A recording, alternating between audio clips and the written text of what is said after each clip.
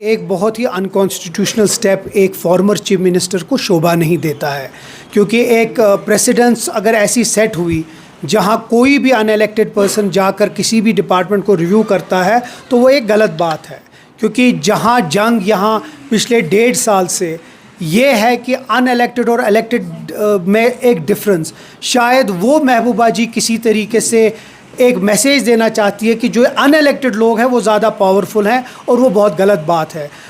एक तो वो कॉन्स्टिट्यूशनली जा नहीं सकती, और दूसरा वो एक दरवाज़ा खोल रही है सब लोगों के लिए कि अनइलेक्टेड लोग जाके ऐसी चीज़ें करें जो कि बहुत अनहेल्दी है। तीसरी, मुझे लगता है और हमें लगता है कि ये किसी तरीके से इसके पीछे कोई हाथ है। नहीं तो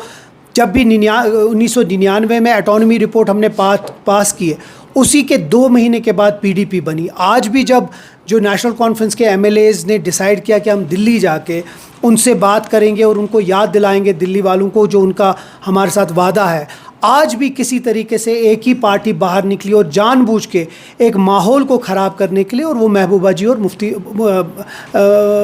जी और उनके जो लीडर्स हैं वो कर रहे हैं। मुझे लगता है बहुत ही गलत स्टेप है और ये शोभा नहीं देता एक फॉर्मर चीफ मिनिस्टर को। इंसान की जेन्युइननेस आप तब देखेंगे कि जब भी कोई फ़ैसले होते हैं वो बंद कमरों में होते हैं, चैनल्स के पीछे से बात होती है। जब महबूबा जी ने वो चिट्ठी ट्वीट की, उसी वक्त पता चलनी चाहिए थी कि ये सिर्फ सियासत खेल रही है, क्योंकि जब चीफ मिनिस्टर साहब ने उनसे बात की थी तो उनको इज्जत रखनी चाहिए थी उस बात को, और ट्वीट नहीं करना चाहिए था। और क्योंकि अब उनके पास कोई मुद्दा नहीं रहा, अब यही एक मुद्दा था कि किसी तरीके से एक मैसेज देना दिल्ली को कि मैं आपसे ज़्यादा नज़दीक हूँ, इसीलिए एक अनइलेक्टेड पर्सन एक एम्स जैसे, क्योंकि एम्स का एक्ट भी उनको अलाउ ही नहीं करने देता है कि वो रिव्यू करे, उसके बाद उस मीटिंग में मजाक उड़ाना चीफ मिनिस्टर का, तो उससे आपको पता चलती है कि ये तार कहाँ जुड़े हैं।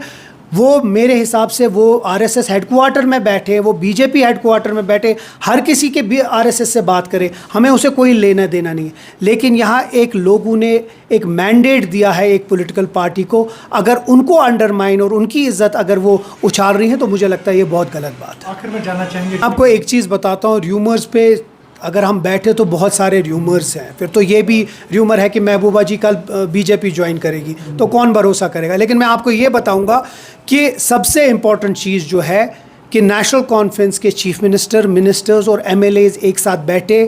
हर एक चीज़ पे डिस्कशन हुआ, रिजर्वेशन पे डिस्कशन हुआ, रेगुलराइजेशन पे डिस्कस हुआ, अल्कोहल पे डिस्कशन हुआ, ड्रग एब्यूज़ पे हुआ, यहाँ के हमारे जो ये जो हैं हमारे कैजुअल्स, डेली वेजर्स, और सबसे बड़ी बात है स्पेशल स्टेटस और स्टेटहुड के ऊपर डिस्कस हुआ, और एक अच्छे माहौल में हुआ। और उसी का नतीजा ये है कि सब ने यूनानिमसली ये फैसला किया हम दिल्ली जाए और दिल्ली वालों को ये फैसला मारे। बाकी जो भी लोग ये र्यूमर्स फैला रहे हैं वो सरासर गलत है, और मुझे लगता है उनकी जो दुकान है वो बंद होनी चाहिए। ये